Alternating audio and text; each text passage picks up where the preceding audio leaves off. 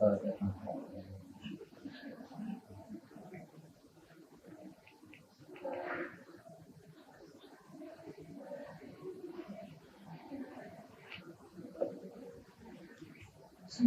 alhamdulillah, salatu wassalamu ala sayyidina Rasulullah Muhammad bin Abdullah wa ala alihi wa sahbihi wa mawalah wa la hawla wa la quwwata illa billah. Allahumma anfa'na bima 'allamtana wa 'allimna ma yanfa'una wa zidna 'ilman. Baik, bismillahirrahmanirrahim. Kita lanjut bacaan kita pada kitab Ar-Rijal Tafsir wa Rijaluhu saya Syekh Al-Fadil bin Ashur, putra dari Athar bin Ashur yang punya kitab tafsir, sampai masih di bab beliau ingin menjelaskan fase penjelasan tentang tafsir Yahya bin Salam. Di halaman berapa di teman-teman? Wa ammal unsur al-akhar. Halaman 33. Ya.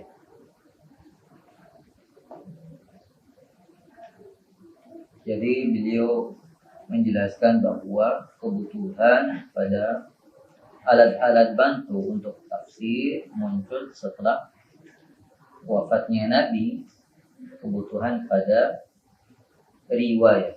Riwayat itu kebutuhannya untuk menjelaskan konteks sejarah, karena seorang yang hidup di luar masa Nabi atau setelah masa Nabi, dia akan kehilangan konteks sejarah. Nah, konteks sejarah itu nggak bisa ijtihadi, tapi itu berdasarkan riwayat. Disitulah kebutuhan pada al-athar. Pertama adalah asbab nuzul, lalu yang kedua beliau menyebutkan ilmu mubhamat. Selain itu juga menyinggung tambahan yang dilakukan atau perkembangan pada waktu tafsir yang dilakukan oleh Sayyidina Abdullah bin Abbas, itu menggunakan syair jahili dalam tafsir. Lalu selain persoalan riwayat, beliau menyebutkan mulai masuk dua unsur baru, yaitu unsur qiraat. Minggu lalu sudah dijelaskan. Sekarang unsur yang kedua adalah i'rab. Baik, kita baca. Wa ammal unsur al-akhar. Sedangkan unsur yang kedua atau yang lain selain yang pertama, wa huwa unsur al-i'rab, yaitu terkait i'rab. I'rab berarti hubungan dengan ilmu nahwu. فإن التراكيب القرآنية لما كانت عربية, ya. Ketika tarakib, susunan-susunan atau kalimat-kalimat dalam Al-Quran, memang susunannya mengikuti susunan dalam cara berpikir yang atau style bahasa Arab, luar Arabia, maka kana fahmu ma'aniha, maka untuk memahami tarakib Qur'aniyah ini, makna-maknanya, wa tahsilu fawaidiha, memperoleh atau mendapati faedah di balik tarakib itu, mutawaqqifan 'ala isti'abil ma'na, bergantung pada bagaimana memperoleh makna. Jadi beliau membacakan fahmul ma'ani, isti'abul ma'na. Jadi pemahaman yang lebih mendalam mengenai makna. Alladzi tufiduhul alfadhu bitarkib, yang didapati dari lafaz di dalam susunan. I'rab itu tidak pasti terkait dengan susunan. Karena fathah, dhamma, kasrah itu terkait pada mahal jumlah atau mahal kalimah minal jumlah, posisi kata itu dalam kalimat. Beda dengan qiraat, misalkan qiraat itu tidak selalu terkaitan dengan tarakib. Bisa pada lafaz itu saja, sama sumur, yabsutu, tabsu dan seterusnya. Tapi kalau i'rab itu pasti hubungannya dengan tarkib. Karena perubahan harokat itu kaitannya dengan posisi kata itu dari kalimat. Maka kalau ingin memahami lafaz itu dalam susunan, maka harus memiliki pengetahuan tentang ilmu nahwu. Hal itu tergantung pada taba'an li qanuni ta'lifil jumlatil arabiyyah.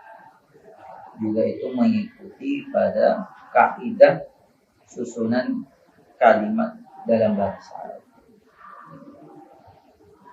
Mengapa sahabat tidak membutuhkan i'rab, tidak membutuhkan ilmu nahwu? Karena dulu mereka adalah walamma kanatit taba'i'us salimatu was-sala'iq as-safiyah. Sala'iq jamak dari kata saliqah. Ya, watak atau kebiasaan. Saliqah. Masih murni. Hiyal marji'u fi istifadatil ma'ani min tarakibnya.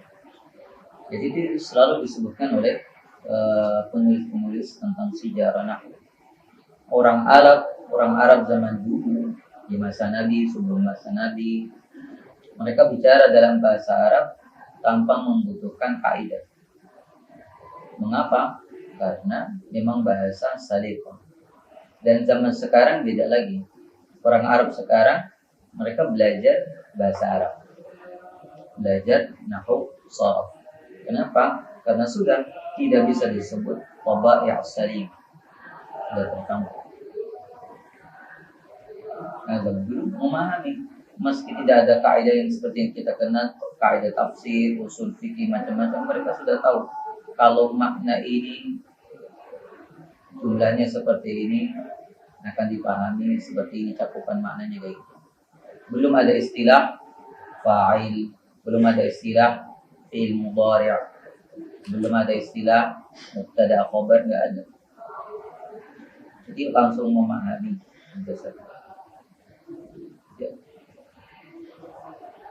Lamma kanatil ummatul arabiyyatu ba'idatan 'anil ikhtilaf. Di mana di masa masyarakat Arab itu masih jauh dari ikhtilaf, bercampur dengan bangsa lain. Wa malakatuha al-lughawiyyah ya madinatun sabitatun.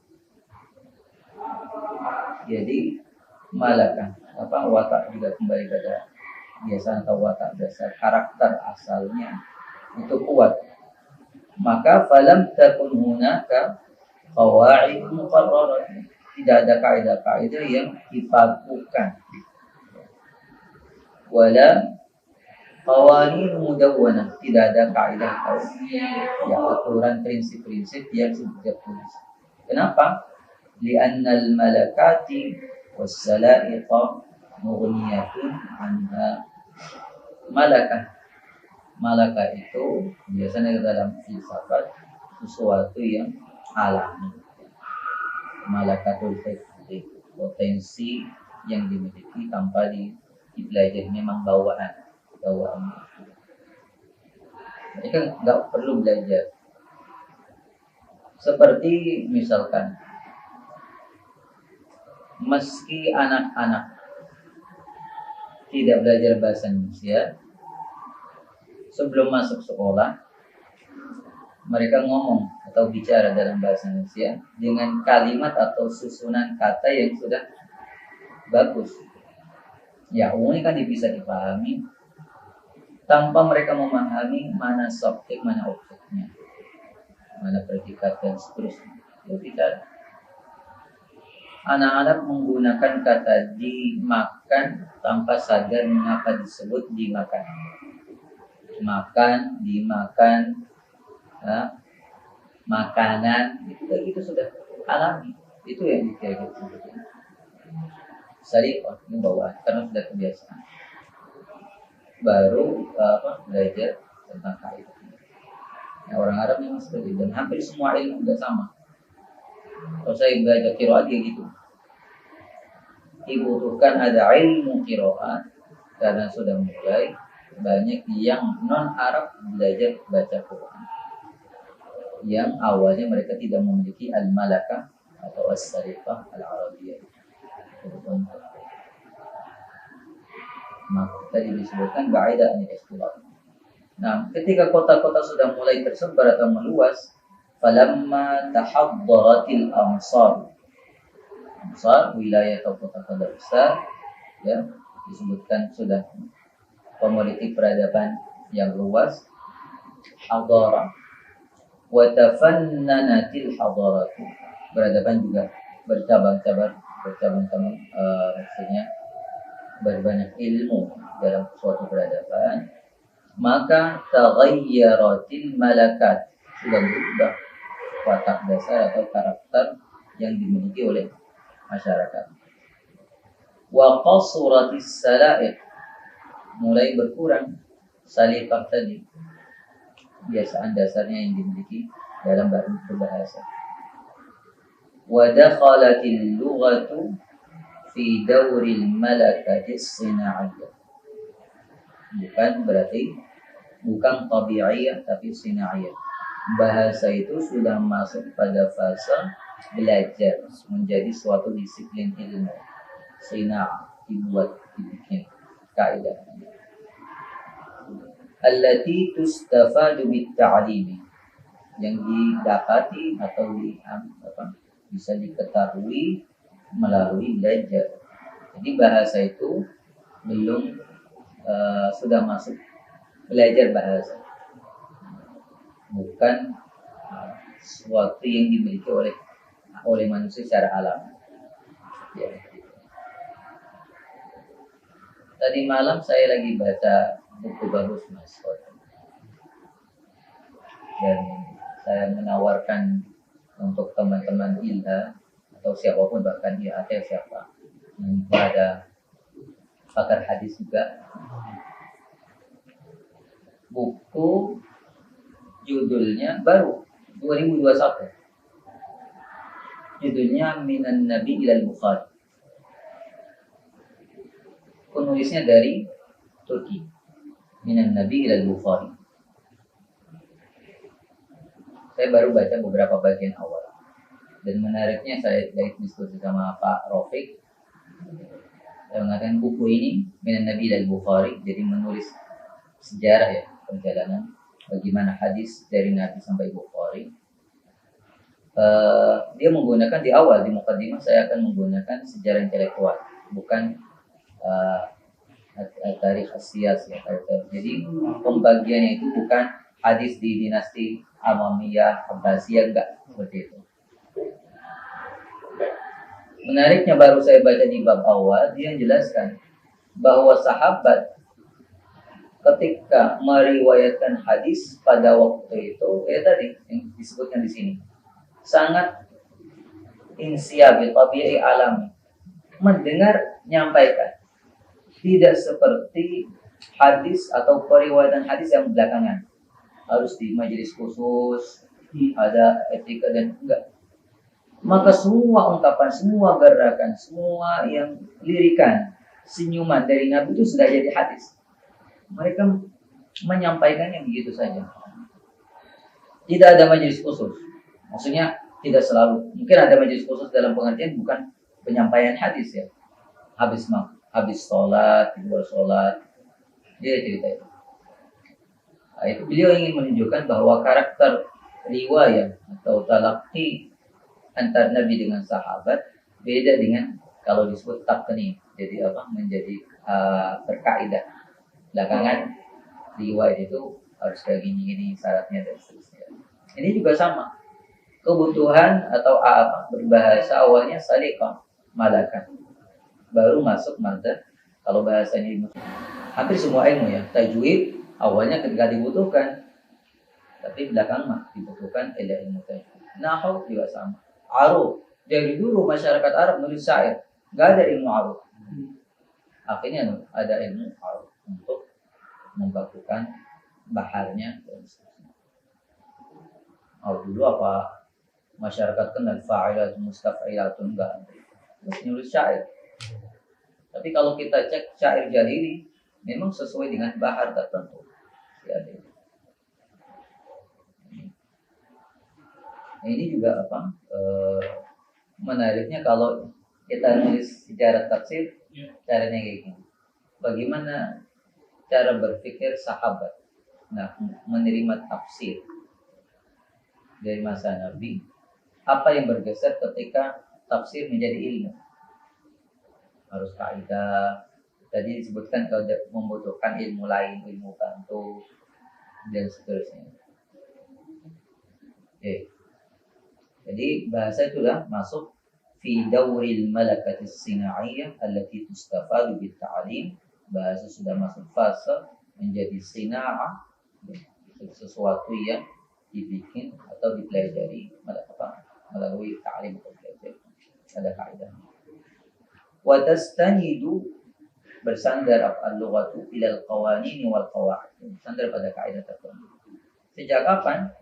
Mundu dhahara ilmu nahwi fil Basrati fi muntasafil qarnil awal. Kaifiyah. Ya? Kaifiyah muntasafiyah. Ya, kalian gimana? Enggak ada pakai fi. Oh iya. Fil Basrah muntasafal qarnil. Oh, itu ada fi-nya. Boleh, sebenarnya muntasaf itu boleh. Mundu dhahara ilmu nahwi fil Basrati muntasafa. Ya, menjadi ghabar. Fi muntasafi qarnil.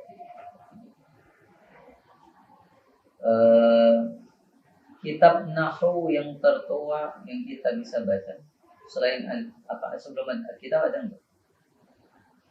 Buku bahasa ada tidak sebelum Sibawayh? Selain Kitabul Ain, Al-Khalil bin Ahmad Al-Farahidi kan gurunya. Kita belum tahu kitab-kitab ilmu keislaman yang periode awal apa saja yang ada? Muwatta Malik misalkan ya. Oke. Kalau nahwu ya tadi kitab Sibawayh sama Al-Ain. Farah bagaimana sama tafsir? Belakangnya yang masih 100-an, belum 200. Kalau tafsir mungkin ada Mufassir ya. Ada kemarin saya sebut Ibnu Wahab Al-Misri itu belum 200. Orang Maliki, mazhab Maliki. Ada apa lagi? Masuk lebih awal. Kitabnya ada yang karya siapa? Indonesia. Oh iya, Indonesia Az-Zuhri. Tapi ada nggak maktub gitu? Sudah ada isinya. Ya. Nggak yang Belumnya belum. Maksud saya kalian bisa kita membaca dan menjadi basis untuk sejarah intelektual di masa itu. Itu kan membangun sejarah, tulisan sejarah tentang masa awal-awal itu kan menarik. Maka perlu kita baca sekian referensi yang bisa dijadikan rujukan. Karena ketika saya pikir mau nulis tentang sejarah tajwid, saya pikir itu kitab yang bisa saya rujuk selain Sibawayh untuk awal itu kitab apa? Kitabul Ain As-Sibawayh. Nah, yang lain kalau hadis mungkin nggak ada, seperti Muhammad Malik. Tafsir juga nggak ada. Tapi kitab-kitab ulama nahwu awal kan nggak sampai ke kita yang separuh abad pertama. Ila anizdahara bil Basrati aidan, maksudnya munculnya di Basrah, berkembangnya di Basrah nahwu itu. Wa wudi'at fihi hunaka, fihi pada ilmu nahwu ya, hunaka di Basrah, apa yang wudi'at at-ta'alifu, maksudnya disusun atau dibuat ta'alif, karya-karya. Ya. Kapan? Awal asri tadwini fi awailil qarni tsani, pada awal abad kedua Hijriah. Maka muncul tadi kitabnya Imam Sibawayh. Dan itu menarik kalau jika disebutkan sudah Sibawayh bisa dimasukkan sebagai kitab tafsir. Ini kalau isu seperti ini mungkin anak skripsi atau tesis sudah menguji statement tadi. Iya. Sejauh mana kitab Imam Sibawi itu dapat dijadikan bagian dari sejarah tafsir. Kalau dari penjelasan ini ada peluang ya. Iya, peluangnya itu. Memang ada ayat-ayatnya. Maksudnya kayak gini, apakah Sibawi ketika menggunakan ayat hanya pada persoalan posisi i'rab atau mungkin ada sedikit penjelasan tentang makna? Maksudnya hubungan nahwu pada maknanya itu. Itu kalau syawahidnya dari Quran banyak sekali. Tapi berat. Bukannya saat ini nggak kuat baca Alkitab itu. Alkitab itu sekitar 4-5 jilid kok. Itu Iya. sudah jadi kaidah-kaidah namun gitu.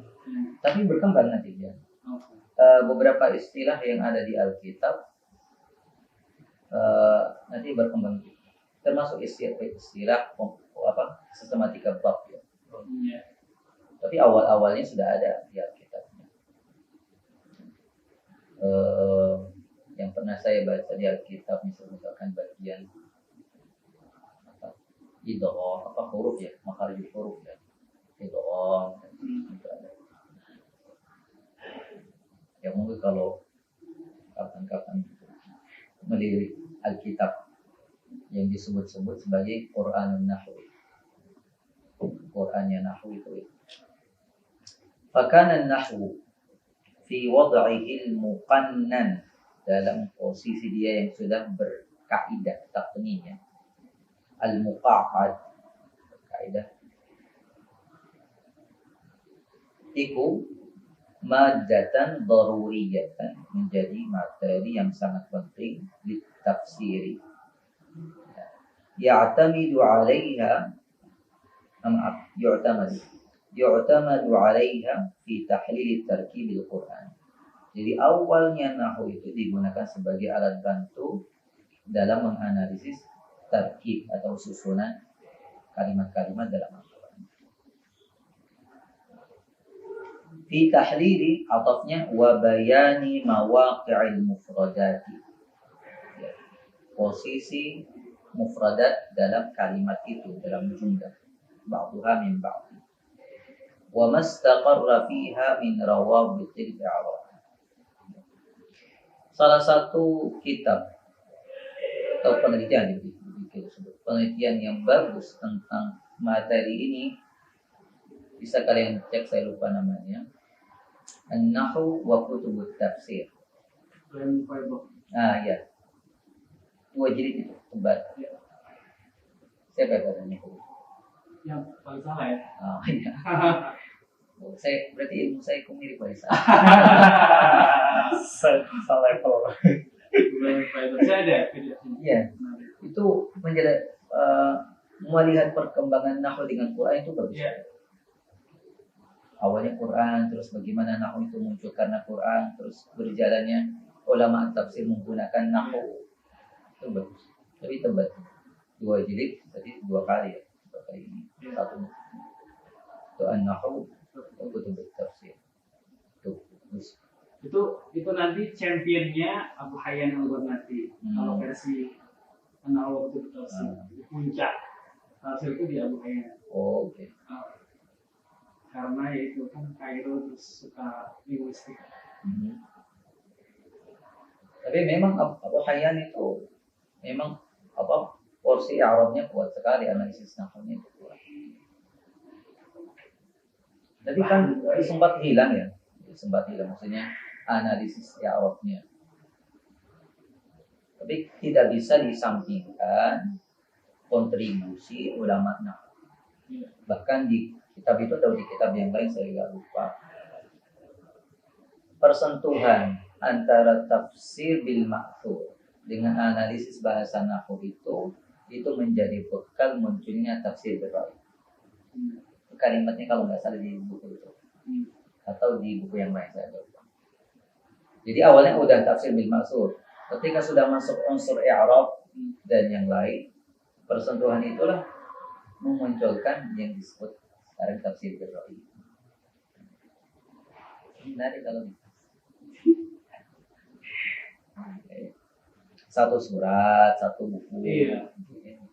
Belum pernah ada ya di skripsi kita yang Abu Hayyan Bocor kita apa sih? atau Bedo. Bawi lagi. Glorifikasi. Tapi ya, nggak perkembangannya itu jadi apa di satu buku, apalagi di yang awal-awal ya. Kemarin sempat mau beli, tertarik membaca bukunya apa An-Nahas ya. An-Nahas ya, yang semasa dengan Khobari siapa? Nahas 300 Zaja atau Nahas ya? Nahas ya. Nahas Itu tulisannya kan ya ma'ani Quran dan i'rab. Tapi ketika baca banyak bahasanya, lughawinya daripada nahwunya. Maksudnya analisis tentang makna kosakata itu lebih banyak daripada analisis nahwu. Mau beli mahal di sini. Jadi apa? 300-an mau 401 kok Ngeprint aja. Iya bedanya. iya. Tapi kurang marah. Saya kalau udah punya fotokopian tapi lihat aslinya selama masih bisa beli aslinya deh. Meski sudah punya fotokopian.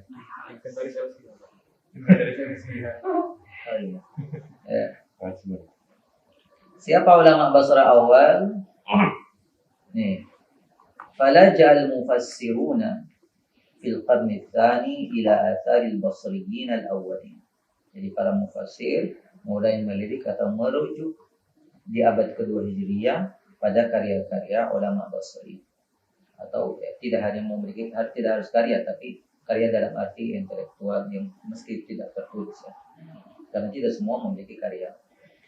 Isa bin Umar, Khalil bin Ahmad, Yunus bin Habib, ya.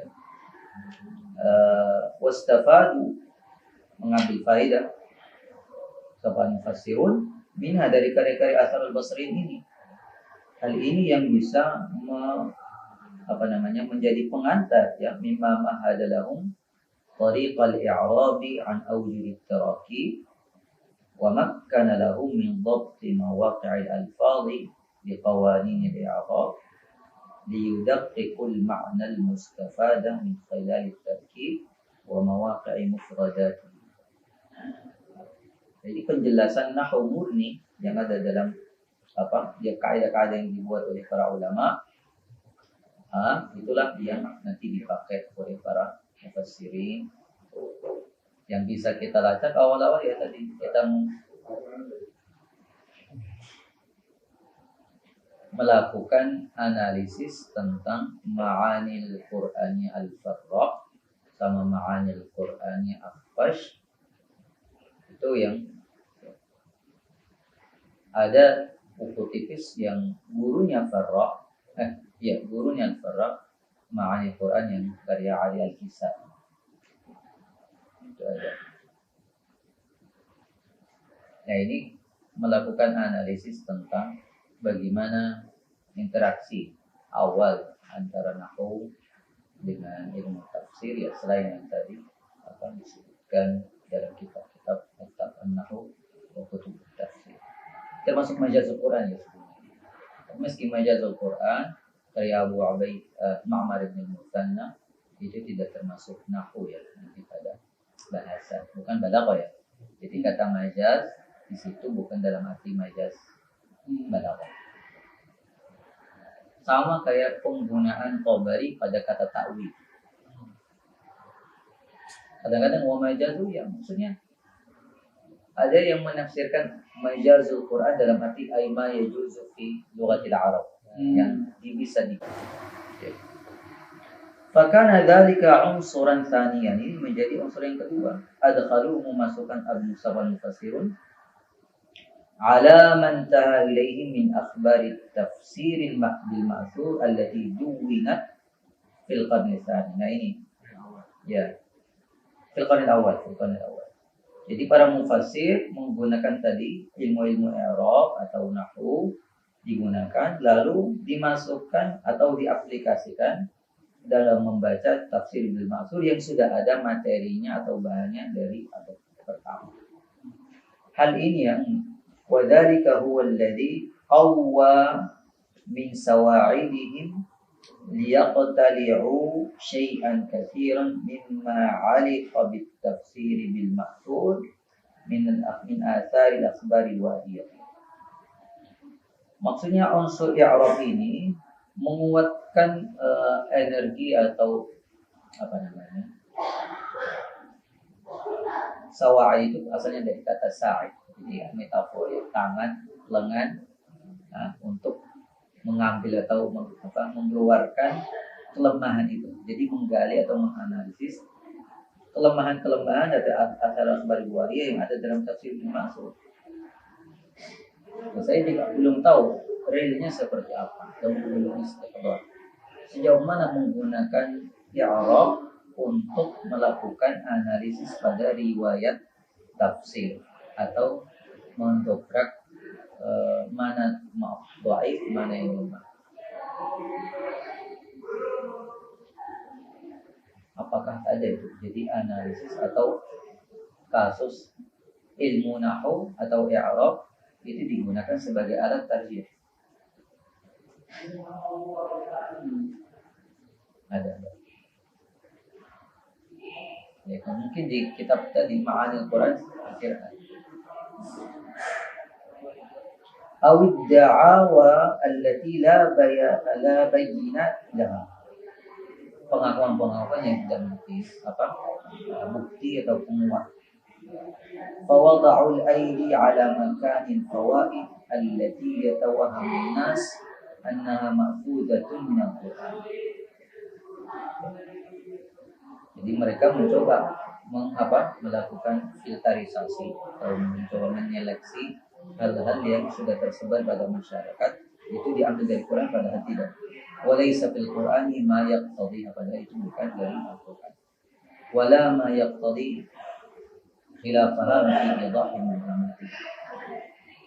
Dari mana? Ya tadi penggunaan dari unsur i'rab maupun sebelumnya ada riwayat. Nah, ini satu bahan yang menjadi renungan atau bisa menjadi bahan perbincangan analisis skripsi tesis tentang, mungkin bahannya berangkatnya dari itu Ibrahim Ufaidah tadi juga ambil contoh-contoh, tapi nanti fokus pada satu kasus ya, satu ayat, satu kitab. Masih jarang saya baca skripsi ada yang membahas Akhfash. Akhfash itu kan ulama nahwu Basrah yang handal ya, murid utamanya Sibawi. Murid utamanya Sibawi, dan jelas tentang terlihat Mu'tazilahnya, dia enggak pura-pura Mu'tazilahnya, kelihatan Mu'tazilah. Ya, qiraatnya itu bagus, di situ ada sejauh mana ra'yi dalam kitab Akhfash. Kitab Akhfash itu kan menjadi dasar atau pionir untuk ditulis Al-Farraq, Ma'ani Qurannya Farraq. Meski secara tahun saya pernah nyebutkan, secara tahun wafat Farraq wafat duluan. Jadi orang lihat, oh berarti seakan-akan Farraq sebelum Akhfash, padahal secara karya Ma'ani Qurannya Akhfash itu sebelum Farraq. Jadi bukan dilihat dari tahun wafat.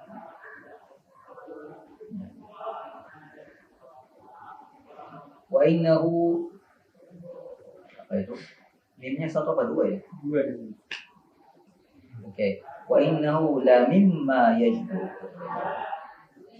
Termasuk yang pantas at-tanbihu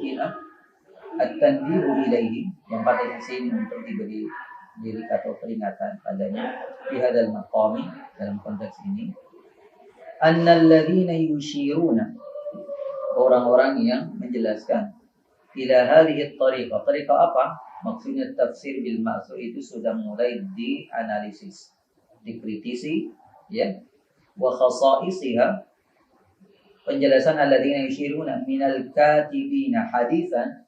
Nah, ini yang Muhammad, penulis-penulis kontemporer fi tarikh tafsir cepat-cepat yubadiruna ila darbil mathali bi tafsiri Muhammad bin Jarir At-Tabari. Cepat-cepat langsung memberi contoh bahwa model riwayat yang dikritisi ada di Tabari.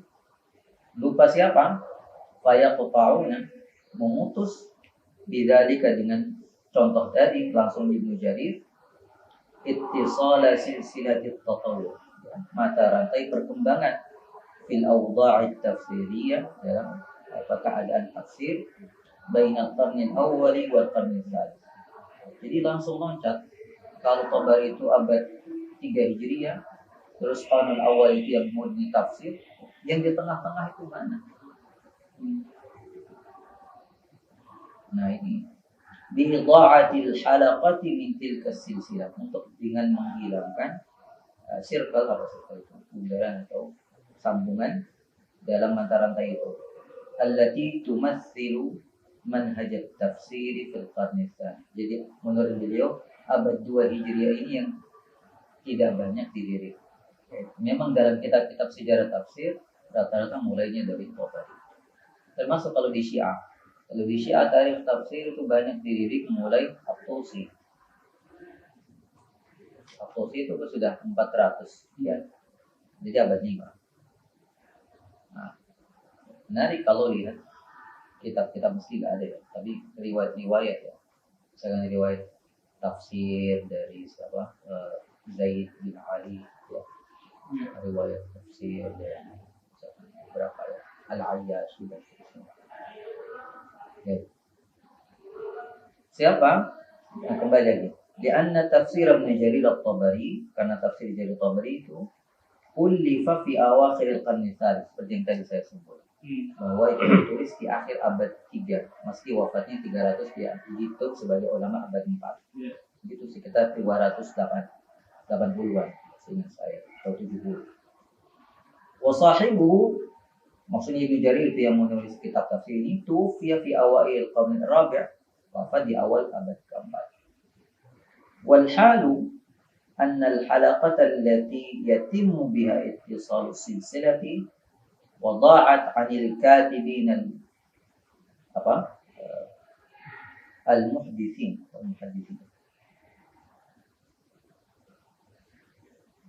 Al-katibin al-muhaddithin. Maksudnya penulis kontemporer ya. Ini bukan ahli hadis ya.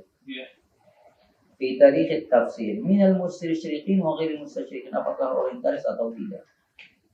Ia halaqatun ifriqiyatun tunisiyah. Ini misalnya kamu kok menghilangkan langsung masuk Tabari itu kalian itu kok enggak lumayan. Nah, biluqufi 'alaiha. Kalau kita berhenti di situ dalam menganalisisnya, maka yattadihu, akan jelas kaifa tatawwara fahmu tafsir, bagaimana berkembang pemahaman tafsir. Amma kana 'alaihi fi ahdi Ibnu Jarir, karena dia Ibnu Ashur di sini menganggap bahwa penulisan tafsir pertama adalah di tangan Ibnu Jarir. Nah, Ibnu Juraij. Dari Ibnu Juraij kok langsung loncat Tabari, maka di tengah pasti ada seperti tadi analisis nahwu ya, bagaimana masuk nahwu.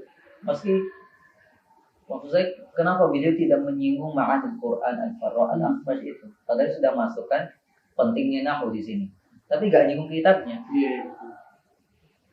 Kalau loncatnya langsung Gak tahu, gak mungkin ya. Gak mungkin gak tahu. Oh, tidak. Mungkin karena ringkas. Kayak kembali lagi, kalau orang menganalisis kitab ini harus juga menganalisis pilihannya ya. Nasionalisme. Ila ma asbaha alaihi bi tafsir Tabari wa yattadihu liman kana Tabari, akan jelas kepada siapa karena Tabari Madinan berhutang, sampai Tabari disebutkan berhutang lahu kepada orang itu. Bidzalikal manhaj al-athari an-nazari, itu istilah yang saya pakai nanti. Al-manhaj al-athari an-nazari. Athar itu dari riwayat. Jadi riwayat kritis. Ya, tidak teoritis. Belakang itu tafsir an-naqdi atau al-athari an-nazari. Jadi tidak hanya riwayat seperti Ibnu Juraij atau yang lain, tapi juga ada analisisnya. Ya. Alladzi daraja alaihi fi tafsirihi al-'azim. Siapakah yang kami maksud? Wa innama na'ni bihadza tafsiran jalilan min samimi athari al-qarn tsani. Dari peninggalan abad kedua. Wa huwa aqdamu at-tafasir al-mawjudati al-yawm 'ala al-itlaq. Tafsir yang tertua yang ada zaman sekarang. Ya, 'ala al-itlaq itu. Ya, informasi yang pastinya beliau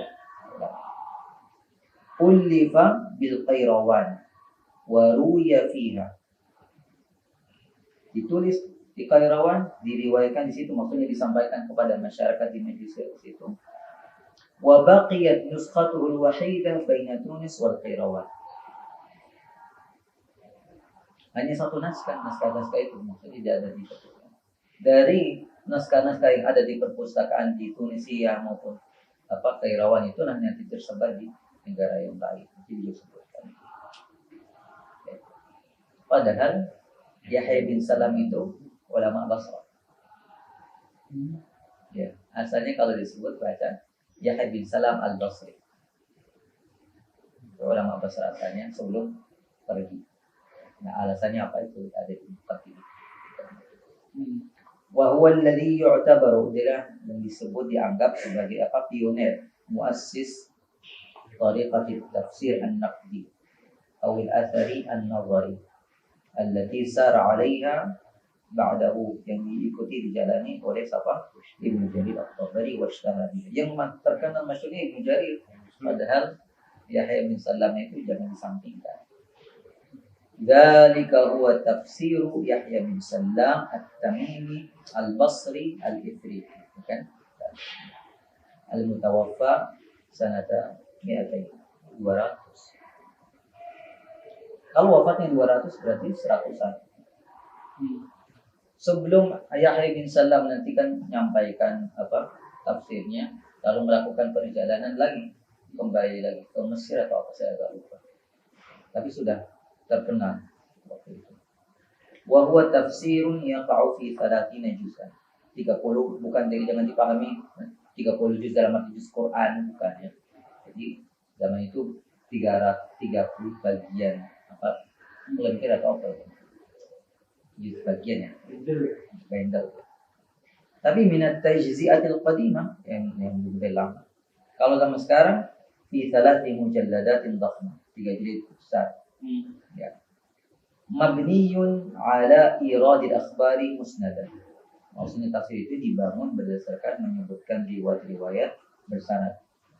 Tidak hanya itu, thumma ta'aqqabaha bin naqdi wal ikhtiyar, lalu diikuti dengan dikritisi atau melakukan ikhtiyar pilih.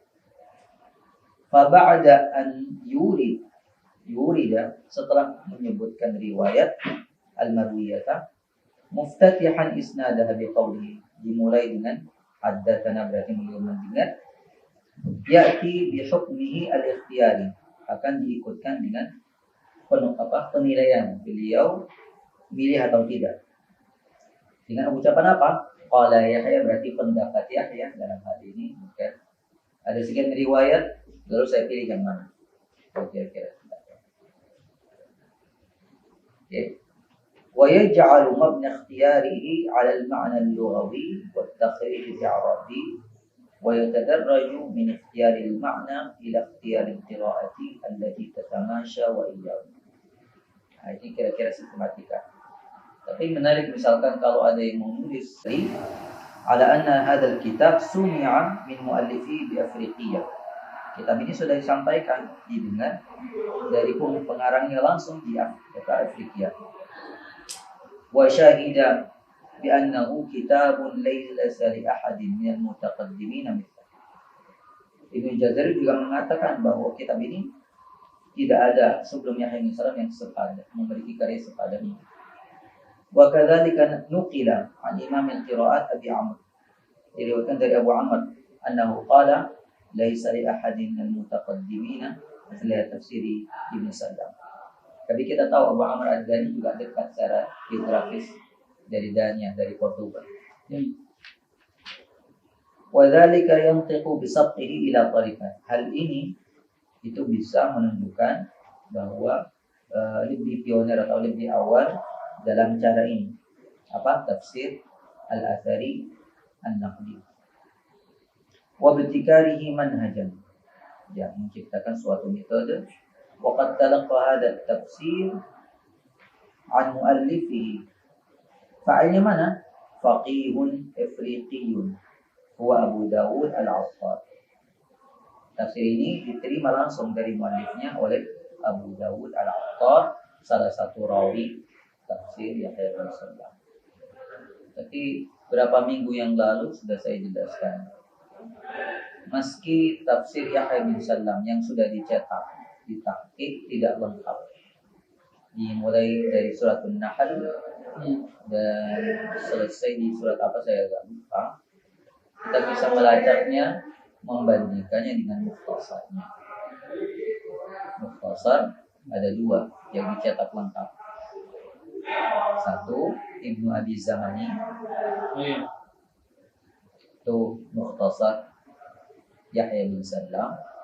Satu lagi yang saya sebut tafsir dari kaum Al-Ibadi, siapa?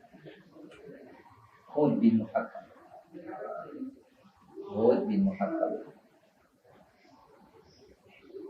Kalau dalam teori keterpengaruhan atau mempengaruhi dalam sejarah, salah satunya adalah suatu kitab disyarahi atau diringkas, dikritik, dikaji. Nah, buktinya Yahya bin Sallam itu memiliki pengaruh pada waktu itu, kita bisa mendapat dua mukhtasar. Buktinya berarti banyak orang ngaji. Karena terlalu tebal, lalu diringkas. Kalau kita hitung, nggak tahu nanti Mas Fadli atau yang lain, berapa kitab tafsir dalam sejarah yang kita bisa baca mukhtasarnya?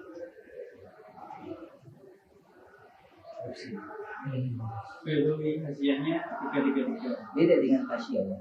Memang kitab ini diringkas. Namanya mukhtasar langsung. Tabari satu, ada mukhtasar Tabari. Iya. Tapi belum ini ada bentuknya. Ada beberapa. Kasih Kasir banyak. Tapi saya mau bisa baca, maksudnya metode mukhtasarnya kayak apa? Ibnu Jarir At-Tabari yang berapa jadi diringkas jadi segini. Iya. Kayak apa ringkasannya? Berarti kan metode apakah membuang semua sanad hanya mengambil ikhtiarat, pelafalan. Itu kan maksudnya perlu dijelaskan metodenya dalam ikhtisar, dalam ringkas. Bisa tahu Tabari, Ibnu Katsir banyak, apalagi yang ada mukhtasarnya. Nah, Yahya bin Sallam yang waktu yang sangat dini kayak gini sudah ada mukhtasarnya. Ya tadi tafsir Ibnu Abi Zamani. Tafsir Ibnu Abi Zamani 3 jilid kayak gini. Itu sampai namanya mukhtasar. Dia sudah katanya membuang sanad-sanadnya, beberapa sanad. Dan yang Ibnu Abi Zamani itu termasuk legenda di Andalusia. Kalau saya setiap ini mesti berjumlah seperti. Jadi apalagi diikhtisari oleh seorang pakar kan Ya. semakin. Tapi secara teologi kayaknya dia dekat. Soalnya beberapa ulama Saudi itu merekomendasikan baca Ibnu Abi Zamani. Ya. Secara akhir saya nggak tahu. Saya nggak tahu Ibnu Abi Zamani itu mengapa termasuk yang direkomendasikan. Nah, ini jadi skripsi lagi. buka sangat kan itu. Bisa buka sangat. Kesulitan itu di sini. Iya sih. Sebenarnya Ibnu Abi Zamani kan nggak jarang ya. Dari kemarin banyak. Belum banyak yang bahas Ibnu Abi Zamani, setahu saya. Apalagi disadari bahwa itu ringkasan dari Yahya bin Sallam. Kayaknya udah membandingkan antara kitab asli atau Yahya dibandingkan dengan mukhtasar satu surat ya. Itu kan menarik, apa sih yang dibuang. Iya, iya. Kalau Abu Dawud al-Attar itu enggak sampai gitu. Wa tujadu min hadha tafsir, dari tafsir ini di biladina Tunisia, di negara kami, nuskhatun 'azimatul qadri muwazza'atul ajza. Ya, besar terbagi-bagi ya. Nusikhat disalin mundu al-fi'am, sekitar 1000 tahun yang lalu. Minha mujalladun, di antaranya satu jilid atau bagian, yastamilu mencakup ala sabati ajza. Dia ada di mana? Bil Maktab al-Abdaliyah di Jami' Zaitunah al-A'zam. Ada di Zaitunah. Ada juga naskah yang lain.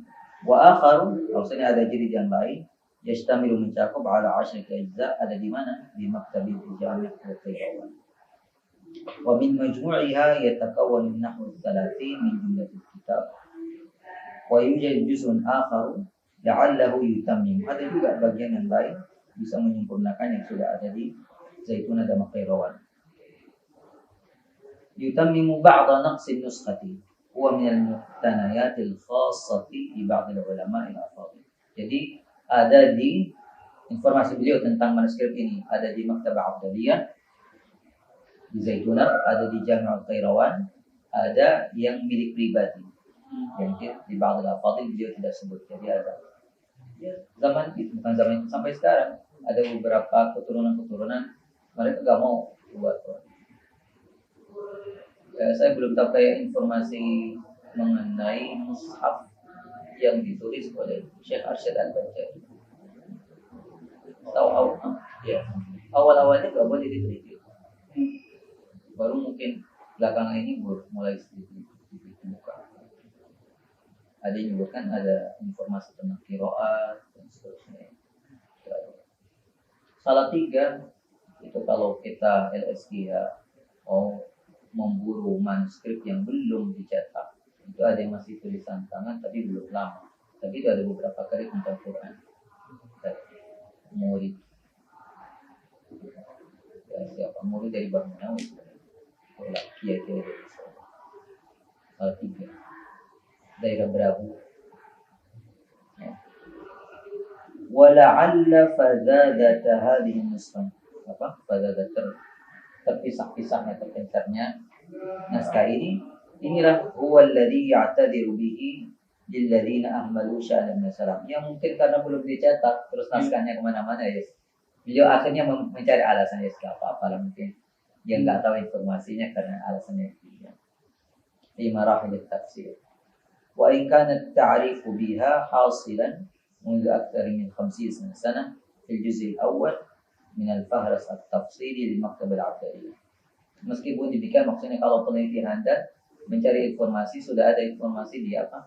Indeks atau apa? Fahris di maktabah-maktabah perpustakaan nasional di sana di Indonesia. Waqad akhadtu anha suwar, ya waqad ukhidat anha suwarun di Ma'had al-Makhtutat al-Arabiyah wa kathirun min duwal kutubi fi Masyriq wal Maghrib. Maksudnya dari Maktabah Abdaliyah orang mengambil salinan fotokopian akhirnya tersebar di Ma'had al-Makhtutat al-Arabiyah atau di perpustakaan yang lain. Nah, kita sekarang enak daripada dulu di masanya siapa? Al-Fadhil bin Ashur masih baca manuskripnya. Sama kayak Theodor ketika nulis Tarikh Al-Quran, banyak rujukannya masih manuskrip itu. Abu Amr Ad-Dani dia masih baca manuskripnya. Sekarang kan sudah cetak, tinggal kita teliti. Masing-masing bagus. Nah, ya ini ada sekian tema atau topik ya pembahasan, mulai dari posisi Yahya bin Salam dalam sejarah tafsir maupun kontribusinya secara langsung. Kalau metodenya enggak tapi bagaimana kita bisa sebut.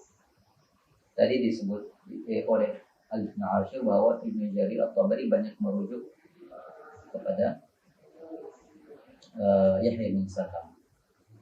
Meski tidak selalu menyebutkan namanya, minimal dari aspek metodologi.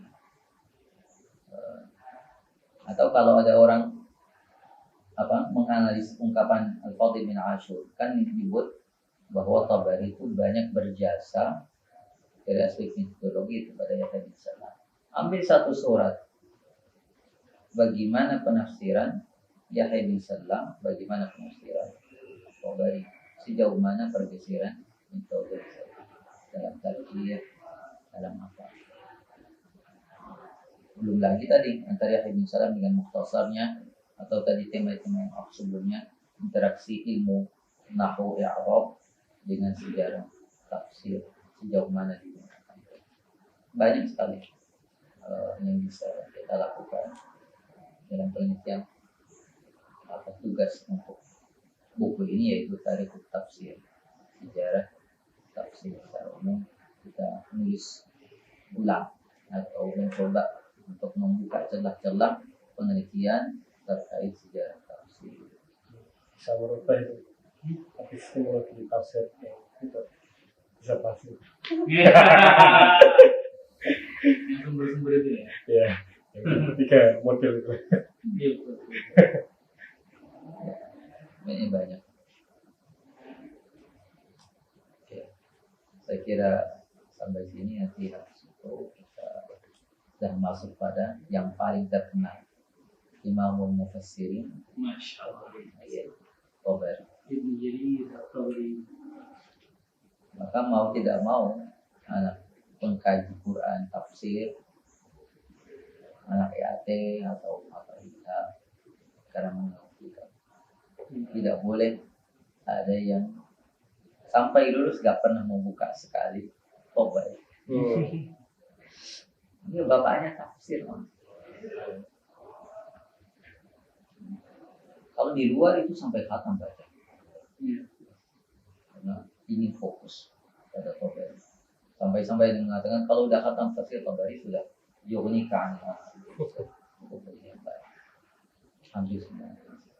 Dia menurut sebab dia. Minimal untuk urusan dari riwayat. Iya. Urusan riwayat. Jadi kita tutup